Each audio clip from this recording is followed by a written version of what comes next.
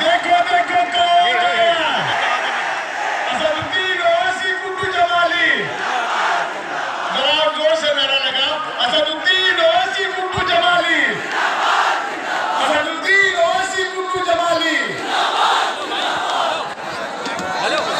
بسم اللہ الرحمن الرحیم، السلام علیکم ورحمۃ اللہ وبرکاتہ۔ محترم جناب شوکت علی صاحب، صدر ادھیکش اتر پردیش مجلس اتحاد المسلمین،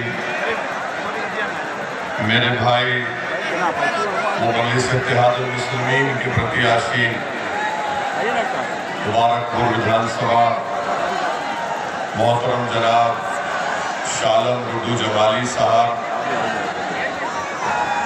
میرے غیور نوجوان ساتھیوں، کہ 7 تاریخ کے دن آپ تمام لوگ متحدہ طور پر اپنے ایک ووٹ کا متدان کا استعمال کریے، بٹن کے نشان پر بٹن دبا کر آپ بھارت کے لوکتانتر کو، بھارت کے جمہوریت کو، بھارت کے سنویدھان کو اور مضبوط کریے۔ حصہ داری کی اس لڑائی میں آپ اپنا سہیوگ دیجئے، انصاف کی اس لڑائی میں آپ اپنا ساتھ دیجئے، مظلوموں کو انصاف دلانے کے لیے آپ گڈو جمالی کو اپنا ودھائک بنائیے، اور کمزوروں کو طاقتور بنانے کے لیے آپ گڈو جمالی کو دوبارہ مبارکپور سے اپنا ودھائک بنائیے۔ یہاں کے ہر سماج کی جنتا نے یہ طے کر لیا کہ اب کی بار دوبارہ گڈو جمالی ہمارا ودھائک ہوگا۔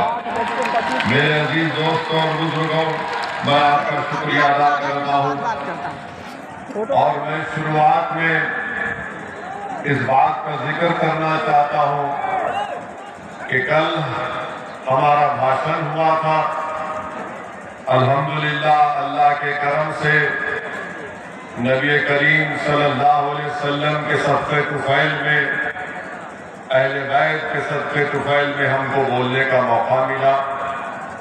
میرے خیال سے میں ایک آدھا گھنٹہ یا 35 منٹ کچھ بولا ہوں گا۔ اس میں سے ایک چیز کو ہمارے چاہنے والے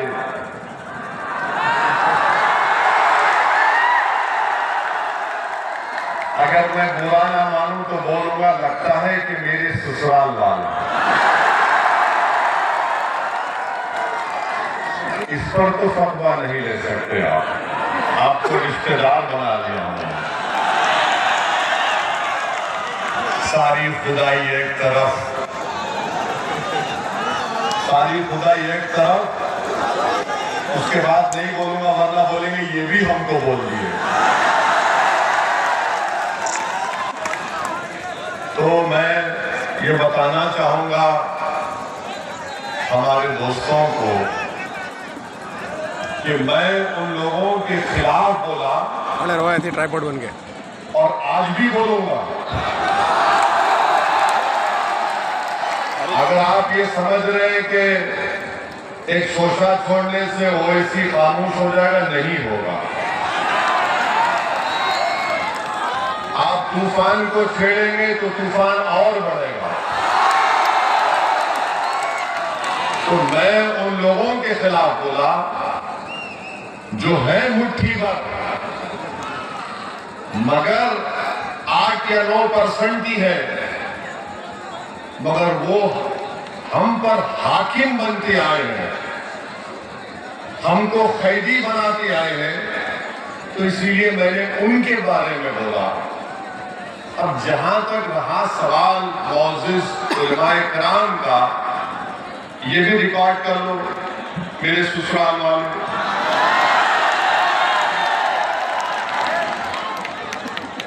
گھر ایک ہی ہے، یہ بھی ریکارڈ کر لو کہ جہاں تک علماء کرام کا معاملہ ہے، میرا عقیدہ ہے، ابو داؤد شریف کی حدیث ہے ہمارے مہاراشٹر کے جنرل سیکرٹری مولانا اشرفی بیٹھے ہیں، جامعۃ الاشرفیہ کے یہیں سے پڑھے لکھے ہیں۔ ابو داؤد کی حدیث ہے کہ علماء انبیاء کے وارثین ہیں، علماء انبیاء کے وارثین ہیں، یہ میرا عقیدہ ہے۔ اور شاید ان کو نہیں معلوم، ان کے علم میں اضافہ کر دیتا ہوں یہ 8-9% لوگوں کے بارے میں، کہ فقہ کی کتاب ہے ہدایہ، صحیح کہہ رہا ہوں، دونوں عالم ہیں، فقہ کی کتاب ہے ہدایہ، ہدایہ کے جلد اول پر ایک حدیث شریف لکھی گئی کہ رسول کریم صلی اللہ علیہ وسلم نے ارشاد فرمایا کہ جو علم سے زندہ ہوتا وہ کبھی نہیں مرتا۔ صحیح ہے؟ میں تو جاہل ہوں، آیا میں thumbs up، یہ بڑے عقل مند ہے، یہ بہت ہوشیار ہے، چالاک ہے۔ تو فقہ کی کتاب ہدایہ میں لکھا گیا کہ جو علم سے زندہ ہوتا وہ کبھی نہیں مرتا۔ تو اسی لیے امام اعظم ابو حنیفہ نہیں ہے مگر زندہ ہے، امام شافعی رحمت اللہ علیہ نہیں ہے، زندہ ہے، امام احمد بن حنبل نہیں ہے مگر زندہ ہے، امام مالک نہیں ہے مگر زندہ ہے، حافظ ملت نہیں ہے مگر زندہ ہے۔ کیوں زندہ ہے؟ اپنے علم کی وجہ سے۔ اور اسد الدین اویسی ان تمام علماءوں کے، ان تمام ائمہ کے پیروں کی دھول یا خاک بھی نہیں ہے۔ میں پھر سے کہہ رہا ہوں کہ میں اگر مجھے علماء اکرام سے ملتا ہوں، ملاقات کرتا ہوں، تو میں اپنا سر اپنی نظروں کو جھکا کر رہتا ہوں، کیونکہ یہ حدیث ہے ابو داؤد شریف کی۔ تو میں ان لوگوں کو یہ بتا رہا ہوں کہ پیارے سسرالی رشتہ دار،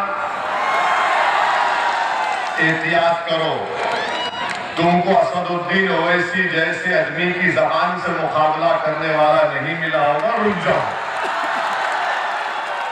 اور اگر اور بھی کچھ بولنا ہے تو پھر کل بھی جلسہ ہے، پھر جواب دوں گا میں، اور پھر 5 تاریخ کو بھی آؤں گا میں، 5 کو بھی آ رہے ہیں، اور انشاءاللہ تعالی اللہ جب تک زندہ رکھے گا کملی والے کے صدقے میں مبارک پور کو آتا رہوں گا، بولتا رہوں گا انشاءاللہ۔ کوئی مائکہ لال میری زبان کو نہیں روک پائے گا انشاءاللہ تعالی۔ تو میرا جو اٹیک تھا، میرا جو حملہ تھا، حملہ 8-9% والوں پر تھا۔ ان کو سمجھ میں نہیں آیا، بے قابو ہو گئے کہ ہمارے سیاسی آقا پہ بول دیے۔ ارے تمہارے سیاسی آقا کے باپ پر بولوں گا۔ کیوں بولوں گا؟ بھارت کا سمویدھان ہے، بھارت کا سمویدھان جس کو بابا صاحب امبیڈکر نے بنایا، فریڈم آف ایکسپریشن، آزادی اظہار خیال ایک بنیادی حق ہے۔ میں بولوں گا اور بولتا رہوں گا۔ تو یہ کلیریفیکیشن ٹھیک ہے نا؟ اور بولیں، بس رک جاؤ یہاں پہ، گڈو بھائی، اور آگے رک جاؤ، پھر دیکھتے ہیں کل کیا ہوگا۔ ہم کسی کا قرضہ باقی نہیں رکھتے، سننا اکیلیس، ہم کسی کا قرضہ نہیں رکھتے باقی، خوددار آدمی ہے، اگر تم قرضہ باقی رکھو گے جواب مل جائے گا۔ تیسری بات یہ ہے،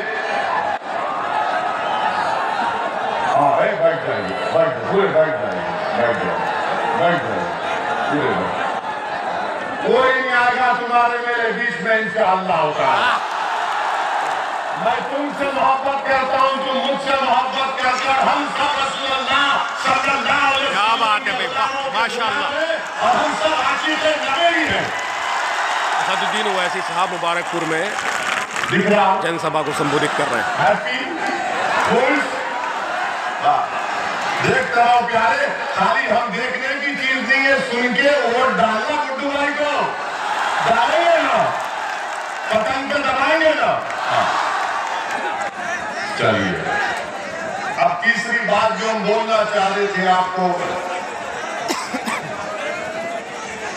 अच्छा अच्छी बात, गुड्डू भाई बोल रहे आप ज्यादा बोल रहे, अब ज्यादा बोलेंगे तो हमारे ससुराली लोग काम पे लग जाएंगे,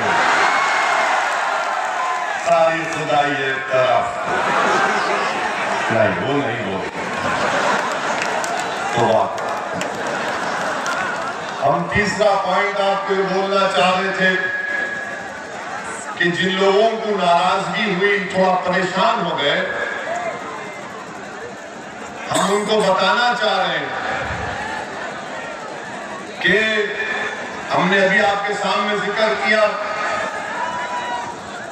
कि ये उलेमा इकराम है, ये इमाम है, मगर याद रखिए दुनिया जब तक कायम रहेगी हक और बातिल में हमेशा टकराव होगा, हक और बातिल में हमेशा टकराव होगा। हक के गलबे के लिए ईसार और कुर्बानी देना पड़ता है, और बातिल हमेशा कोशिश करता ताकत के बलबूते पर। बातिल ये समझता है कि मेरे पास ताकत है, इक़्तिदार है, मेरे पास दौलत है, मेरे पास फुला है, मगर हक के पास ताकत सिर्फ सच्चाई होती है, और सच्चाई हमेशा आलिम आती है। जैसा कि इन लोगों को समझाने के लिए, जो 8-9% है, उनको समझाने के लिए कि मूसा अलैहिस्सलाम है, फिरौन का दरबार है, फिरौन का दरबार है, मूसा है, फिरौन के दरबार में जादूगर जादू करता है, जादूगर जादू करता है। तो मूसा अलैहिस्सलाम ने अपना आसा फेंका तो जादूगरों का जादू खत्म हो गया। फिरौन समझा कि पानी में डूब जाएंगे, अल्लाह ने कहा तू डूबेगा, वो डूब गया। यजीद के पास ताकत थी, फौज थी, हाकिम था, समझता था कि लाखों का लश्कर इमाम हुसैन और अहले बैत को खत्म कर देगा, मगर करबला का मैदान, उसके रेगिस्तानों से आज भी आवाज आ रही है। उस दरिया गजल्ला का किनारा जो अहले बैत के खून से लाल हुआ, वो आज भी तुमको पुकार कर कह रहा है, सुनो मुबारकपुर की आवाम, अगर तुम हक को कामयाब करना चाहते हो तो हुसैनियत के परचम को बुलंद कर दो मुबारकपुर में, हुसैनियत के परचम को बुलंद कर दो। यजीद मुर्दा था, मुर्दा रहेगा, हुसैन जिंदा थे, है और सुबह क़यामत तक जिंदा रहेंगे। तो ये झगड़ा जो है हक और बातिल का है।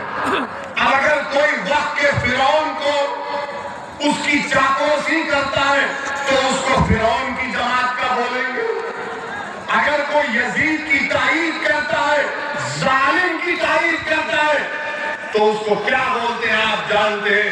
मगर असदुद्दीन ओवैसी, ये बात को मैंने अपने उलेमा इकराम के पैरों के पास बैठकर सुना, मैंने अपने मरहूम वालिद से तरबियत हासिल की कि जालिम कितना भी कवी हो, तुम हुसैनियत के परचम को बुलंद करो, सच्चाई को बयान करो, और जैसा ज़ैनुल आबिदीन ने यजीद के दरबार में सच्चाई को बयान किया, असदुद्दीन ओवैसी उसी ज़ैनुल आबिदीन के सत्ते और दोपहर में अल्लाह ने मौका दिया कि बातिलों के सामने हक को बयान करेंगे और बयान करते जाएंगे इंशाअल्लाह ताला। मेरे अजीज दोस्तों, बुजुर्गों, अरे जम के लगाओ,